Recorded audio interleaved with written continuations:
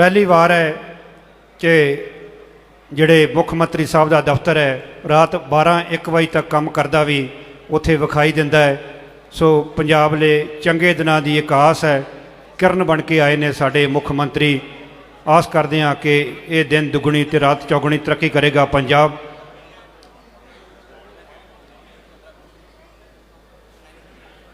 ਇਹਨਾਂ ਪਰਿਵਾਰ ਦੀ ਤਰ੍ਹਾਂ ਹੀ ਤੁਹਾਡੇ ਪੰਜਾਬ ਦੇ ਵਿੱਚ ਜਿੱਥੇ ਵੀ ਕਿਤੇ ਕੋਈ ਲਾਲ ਲਕੀਰ ਦੇ ਵਿੱਚ ਕੋਈ ਸ਼ਹਿਰ ਪਿੰਡ ਕਸਬਾ ਲਾਲ ਲਕੀਰ ਦੇ ਅੰਦਰ ਰਹਿੰਦਾ ਹੈ, ਉਸ ਨੂੰ ਮਾਲਕੀ ਦੇ ਹੱਕ ਜਿਹੜੇ ਅਗਲੇ 2 ਮਹੀਨਿਆਂ ਦੇ ਤੱਕ ਮਿਲ ਜਾਣੇ ਨੇ। ਡਾਕੂਮੈਂਟ ਦੇ ਵਿੱਚ ਉਹਦਾ ਨਾਂ ਹੋਵੇਗਾ, ਉਹ ਇਸ ਨੂੰ ਵੇਚ ਸਕੇਗਾ, ਇਸ 'ਤੇ ਲੋਨ ਲੈ ਸਕੇਗਾ। ਹੁਣ ਮੈਂ ਗੁਜ਼ਾਰਿਸ਼ ਕਰਾਂਗਾ ਮਾਣਯੋਗ ਉਪ ਮੁੱਖ ਮੰਤਰੀ ਪੰਜਾਬ ਸਰਦਾਰ ਸੁਖਜਿੰਦਰ ਸਿੰਘ ਰੰਧਾਵਾ ਜੀ ਨੂੰ ਕਿ ਉਹ ਸਟੇਜ 'ਤੇ ਆਉਣ ਅਤੇ ਵਿਚਾਰਾਂ ਦੀ ਸਾਂਝ, ਕਿਉਂਕਿ ਤੁਹਾਡੇ ਇਲਾਕੇ ਦੇ ਲੋਕ ਨੇ ਬੜੇ ਬੇਤਾਬ ਨੇ ਤੁਹਾਨੂੰ ਸੁਣਨ ਲਈ, ਉਹ CM ਸਾਹਿਬ ਦਾ ਵੈਲਕਮ ਕਰਨ ਅਤੇ ਅੱਜ ਤੁਹਾਡੇ ਨਾਲ ਵਿਚਾਰ ਸਾਂਝੇ ਕਰਨ। ਸਰਦਾਰ ਰੰਧਾਵਾ ਜੀ।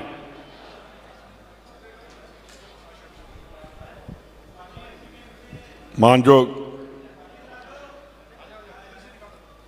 ਮੁੱਖ ਮੰਤਰੀ ਸਰਦਾਰ ਚਰਨਜੀਤ ਸਿੰਘ ਜੀ ਚੰਨੀ ਜੀ, ਮੇਰੀ ਭੈਣ ਅਰੁਣਾ ਚੌਧਰੀ ਜੀ, ਫਤਿਹ ਜੰਗ ਬਾਜਵਾ ਜੀ, ਲਾਡੀ ਜੀ ਭਲਾਈਪੁਰ ਸਾਹਿਬ, ਮੇਰੇ ਵੱਡੇ ਭਰਾ ਅਸ਼ੋਕ ਚੌਧਰੀ ਜੀ, ਅੱਜ ਦੀਨਾਨਗਰ ਆ ਕੇ ਪੁਰਾਣੀਆਂ ਯਾਦਾਂ ਜਿਹੜੀਆਂ ਨੇ ਬਹੁਤ ਸਾਲ ਪੁਰਾਣੀਆਂ ਵੱਡੇ ਰੰਧਾਵਾ ਸਾਹਿਬ ਤੋਂ ਲੈ ਕੇ ਚੌਧਰੀ ਜੈਮੁਨੀ ਸਾਹਿਬ ਜੀ ਦੀਆਂ, ਤੇ ਗੱਡੀ 'ਚ ਜਦੋਂ ਮੈਂ ਬੈਠਾ ਸੀ ਤੇ ਉਹੋ ਹੀ ਗੱਲ ਮੈਨੂੰ ਯਾਦ ਆਈ ਕਿ ਰੰਧਾਵਾ ਸਾਹਿਬ ਮਿਨਿਸਟਰ ਹੁੰਦੇ ਸੀ, ਚੌਧਰੀ ਸਾਹਿਬ MLA ਹੁੰਦੇ ਸੀ, ਤੇ ਇਸੇ ਤਰ੍ਹਾਂ ਹੀ ਗੱਡੀ 'ਚ ਬੈਠ ਕੇ ਜਿਵੇਂ ਚੰਨੀ ਜੀ ਦੇ ਨਾਲ ਅੱਜ ਮੇਰੀ ਭੈਣ ਮੰਤਰੀ ਬਣ ਕੇ ਤੇ ਮੈਂ ਦੋਨੋਂ ਹੀ ਅਸੀਂ ਪਰਿਵਾਰ ਮੰਤਰੀ ਬਣ ਕੇ ਜਦੋਂ ਗੱਡੀ 'ਚ ਬੈਠੇ ਹਾਂ, ਤੇ ਮੇਰਾ ਖਿਆਲ ਆ ਕਿ ਜਿਹੜੇ ਪੁਰਾਣੇ ਸਾਡੇ ਬਜ਼ੁਰਗ ਨੇ ਜਿਹੜੇ ਹੁਣ ਵੀ ਨੇ, ਸਭ ਤੋਂ ਵੱਧ ਖੁਸ਼ੀ ਉਹਨਾਂ ਨੂੰ ਇਹ ਹੋਏਗੀ ਕਿ ਚੌਧਰੀ ਜੈਮੁਨੀ ਜੀ ਦੀ ਪਰਿਵਾਰ ਦੇ ਵਿੱਚ ਮਿਨਿਸਟਰ ਬਣ ਕੇ ਆਏ, ਉਹ ਵੀ ਰੈਵਨਿਊ ਮਿਨਿਸਟਰ ਬਣ ਕੇ। ਅੱਜ ਜਿਹੜੇ ਸਭ ਤੋਂ ਵੱਡਾ ਚੰਨੀ ਜੀ ਤੁਸੀਂ ਕੰਮ ਕੀਤਾ ਕਿ ਜਿਹੜਾ ਮੇਰਾ ਘਰ ਮੇਰੇ ਨਾਮ, ਤੇ ਵਾਕਈ ਪਿੰਡਾਂ ਦੇ ਵਿੱਚ ਸਭ ਤੋਂ ਜਿਹੜੀ ਲੜਾਈ ਦਾ ਕਾਰਨ ਸੀ ਉਹ ਅੱਜ ਅਸੀਂ ਖਤਮ ਕਰ ਦਿੱਤਾ। ਇਹ ਲੋਕਾਂ ਲਈ ਬਹੁਤ ਵੱਡਾ ਤੋਹਫਾ ਤੁਸੀਂ ਪੰਜਾਬ ਦੇ ਨੂੰ ਦੇ ਕੇ ਚੱਲੇ ਹੋ।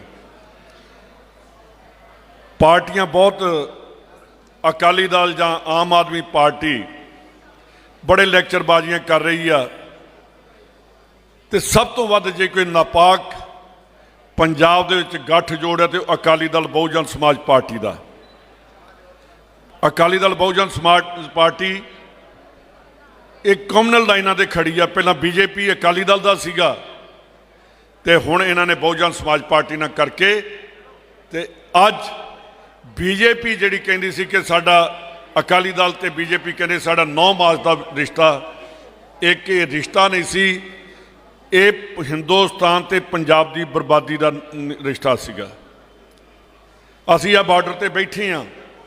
ਸਭ ਤੋਂ ਵੱਧ ਜੇ ਕਿਤੇ ਦੇਸ਼ ਭਗਤੀ ਦਾ ਜਜ਼ਬਾ ਹੈਗਾ ਤੇ ਉਹ ਸਾਡੇ ਬਾਰਡਰ ਵਾਲਿਆਂ ਦੇ ਵਿੱਚ ਹੈਗਾ। 65 ਦੀ ਲੜਾਈ ਲੜੀ, 71 ਦੀ ਲੜਾਈ ਲੜੀ, ਤੇ ਆ ਜਿਹੜੇ ਸਾਹਮਣੇ ਮੇਰੇ ਬੈਠੇ ਨੇ ਇਹਨਾਂ ਆਪਣੇ ਹਿੱਕ ਤੇ ਜਿਹੜੀ ਆ ਲੜਾਈ ਲੜੀ ਸੀ, ਤੇ ਫੌਜ ਦੇ ਨਾਲ ਮੋਢਾ ਜੋੜ ਕੇ ਖੜੇ ਸੀ। ਤੇ ਸਾਨੂੰ ਜੇ ਕੋਈ ਅੱਜ ਇਹ ਕਵੇ ਸਾਡੀ ਕੋਈ ਦੇਸ਼ ਭਗਤੀ ਤੇ ਅੱਜ ਕੋਈ ਉਂਗਲ ਖੜੀ ਕਰਦਾ, ਤੇ ਇਹ ਸਾਡੀ ਜਿਹੜੀ ਦੇਸ਼ ਭਗਤੀ ਆ ਇਹਨੂੰ ਵੰਗਾਰ ਰਹੀ ਹੈ ਹਿੰਦੁਸਤਾਨ ਦੀ ਗਵਰਨਮੈਂਟ। ਸਾਨੂੰ ਜਿਹੜੇ ਕਹਿ ਰਹੇ ਨੇ ਕਿ 50 ਕਿਲੋਮੀਟਰ ਤੱਕ ਇਹ ਜਿਹੜੇ BSF ਆ ਕਿਸੇ ਦੇ ਘਰ ਵੀ ਐਂਟਰ ਕਰ ਸਕਦੀ ਹੈ, ਕਿਸੇ ਦੇ ਕੇਸ ਬਣਾ ਸਕਦੀ ਹੈ, ਕਿਸੇ ਤੇ ਕੋਈ ਪਿੰਡ ਨੂੰ ਸਾਰੇ ਨੂੰ ਘੇਰਾ ਪਾ ਕੇ ਉਹਦੀ ਤਲਾਸ਼ੀ ਲੈ ਸਕਦੀ ਆ, ਇਹ ਕਦੀ ਪੰਜਾਬੀ ਬਰਦਾਸ਼ਤ ਨਹੀਂ ਕਰਨਗੇ। ਸਾਡੀ ਆ ਪੰਜਾਬ ਪੁਲਿਸ ਸਾਹਮਣੇ ਖੜੀ ਆ।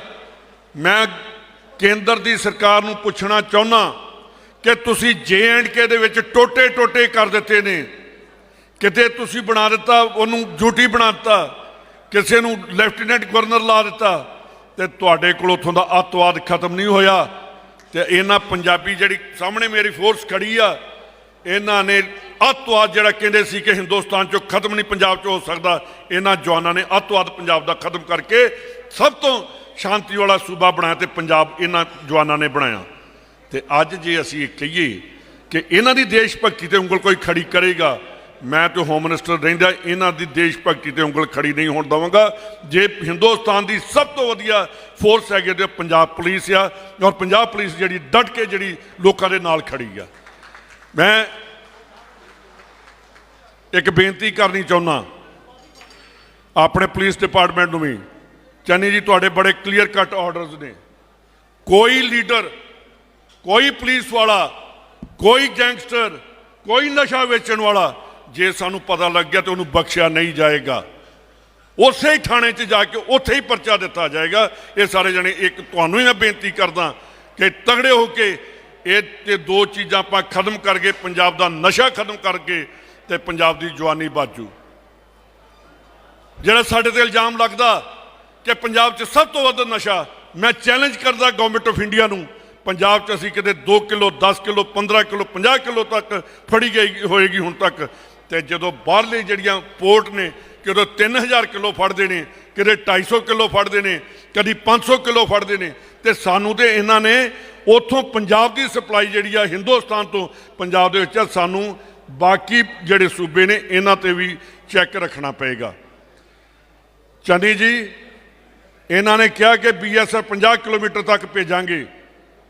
BSF का नावा बार्डर सिक्योरिटी फोर्स कि सिर्फ बार्डर नूं उत्थे लाउणी फोर्स, तो जेडे लाइटां लगियां ने फ्लड लाइट्स लगियां ने, उत्थे कंडेदार तार लगी आ, तो रात नूं जाइए कीड़ी तक दिसदी आ।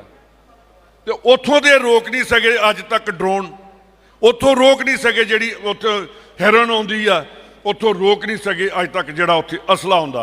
सब तो पहलां तुसीं उस दिन कहा, कईयां लोकां ने उहदे ते किंतु परंतु भी कीता। मैं अज भी उस चीज़ नूं कहना कि पहलां बॉर्डर जिहड़ा उन्होंने सील करो, पाकिस्तान की जी नापाक कोशिश है उन्होंने रोको, पंजाबियों के उत्ते उंगल खड़ी करने का उन्होंने कोई राइट नहीं गा। गवर्नमेंट ऑफ इंडिया को इन्हें बनाई सी पट्टी इंदिरा गांधी ने। मैं मोदी साहब को कहना चाहना, मोदी साहब जे गल्लां करनियां ने तो आओ पंजाब की सेवा करो। जे इंदिरा गांधी ने 1971 की जंग च एक पट्टी बनाई सी 16 किलोमीटर की, तो उत्थे 2 साल तक पुराने बजुर्गों को पता होना, 2 साल तक उन्होंने रिहैबिलिटेट किया। 2 साल तक खर्चा देंदी रही सी इंदिरा गांधी।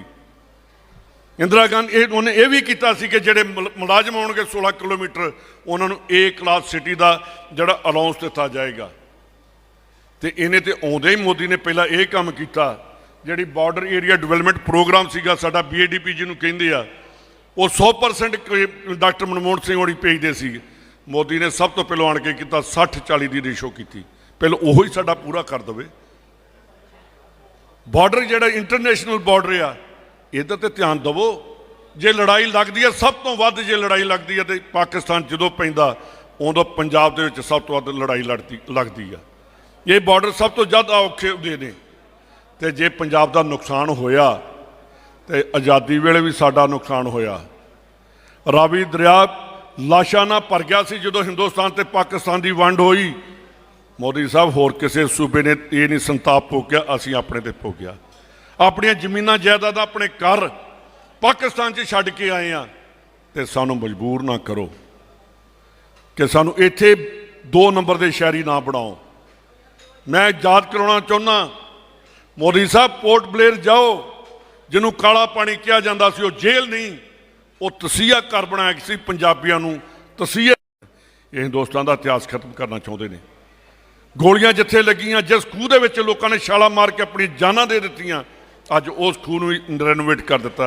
ये तो सानू अपने खूह ते अपनी चीज़ां रखनियां चाहिए सी कि साडे नाल अंग्रेज़ां ने आ कीता ते करे तो कि वो बंदा वो चीज़ां नूं संभाल के रख सकदा जिस ने अब कुर्बानियां दित्तियां होण, जिस परिवारां ने कुर्बानियां दित्तियां होण, जिस घर दे विचों देश भगती उठी होए।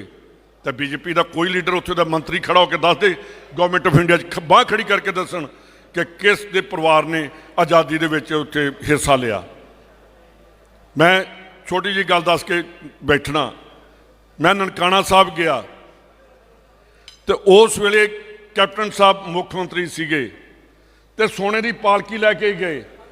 अंदर सोने की पालकी रखनी सी ननकाना साहब, तो मैं कहा जी 6 शहीद मेरे पिंड के धारोवाली दे ने, ਤੇ ਉਸ ਵੇਲੇ ਦਾ ਉੱਥੇ ਚੇਅਰਮੈਨ ਸੀਗਾ ਅਕਾਫ ਬੋਰਡ ਦਾ, ਮੈਨੂੰ ਉਹਦਾ ਅੱਜ ਤੱਕ ਨਾਂ ਯਾਦ ਹੈ, ਜ਼ੁਲਫਕਾਰ ਅਲੀ ਸੀ, ਲੈਫਟੀਨੈਂਟ ਜਨਰਲ।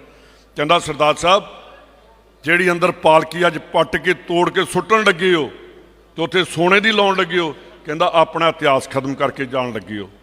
ਕਹਿੰਦਾ ਉਸ ਪਾਲਕੀ ਦੇ ਵਿੱਚ ਅੱਜ ਵੀ ਗੋਲੀਆਂ ਲੱਗੀਆਂ ਨੇ ਉਸ ਵੇਲੇ ਦੇ ਮਹੰਤ ਦੀਆਂ, ਤੇ ਕਹਿੰਦਾ ਸੋਨਾ ਲਾ ਕੇ ਇਤਿਹਾਸ ਖਤਮ ਕਰੋਗੇ।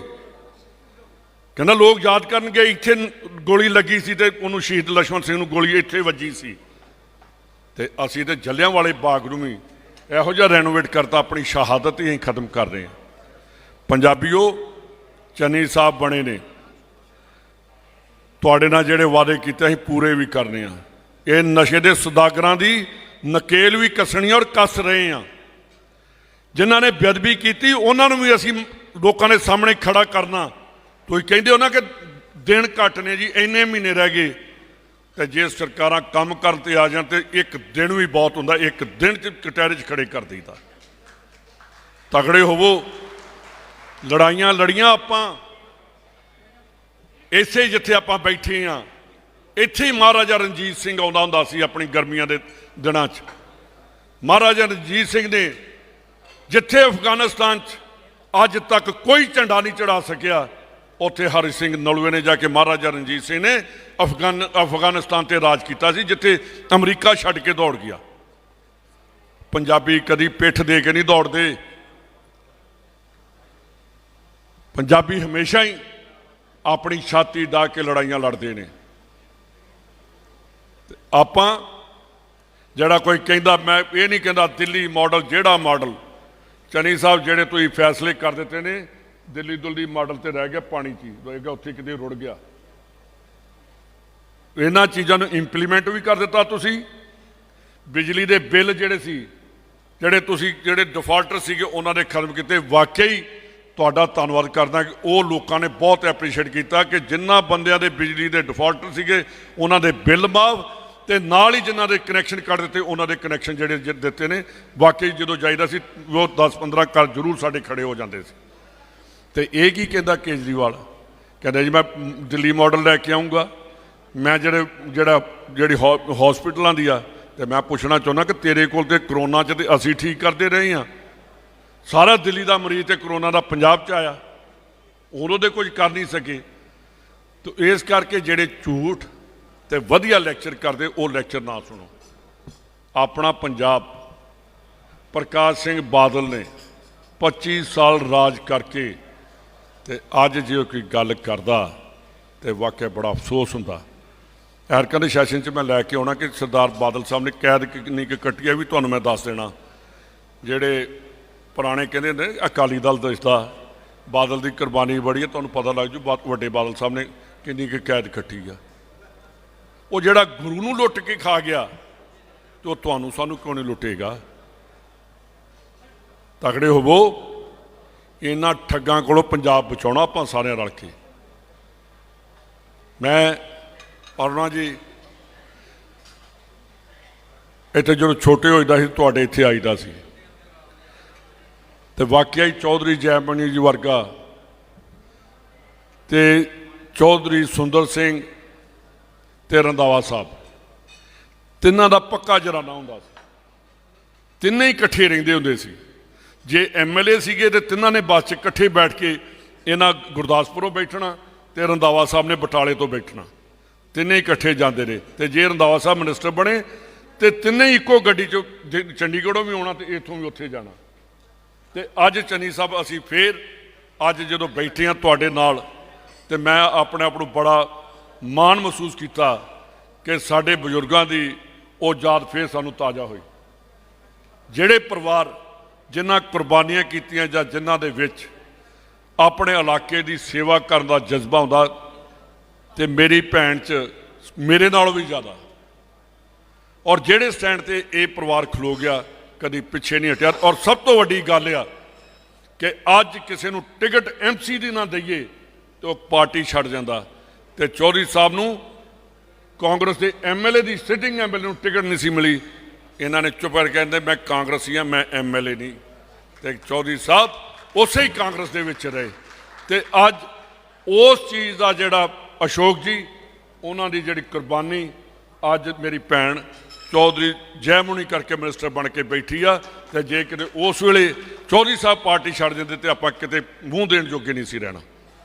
ਸੋ ਭਰਾ ਤੁਹਾਨੂੰ ਮੈਂ ਬੇਨਤੀ ਕਰਾਂ, ਇਹ ਕਾਂਗਰਸ ਪਾਰਟੀ ਆ ਜਿਹੜੀ ਵਰਕਰ ਦਾ ਤੇ ਲੀਡਰ ਦਾ ਧਿਆਨ ਰੱਖਦੀ ਆ। ਹਮੇਸ਼ਾ ਹੀ ਉਹ ਜਿਹੜੇ ਨੇ ਖਦਾ ਖਾਂਦੇ ਨੇ ਜਿਹੜੇ ਆਪਣਾ ਪਰਿਵਾਰ ਭੁੱਲ ਜਾਂਦੇ ਨੇ।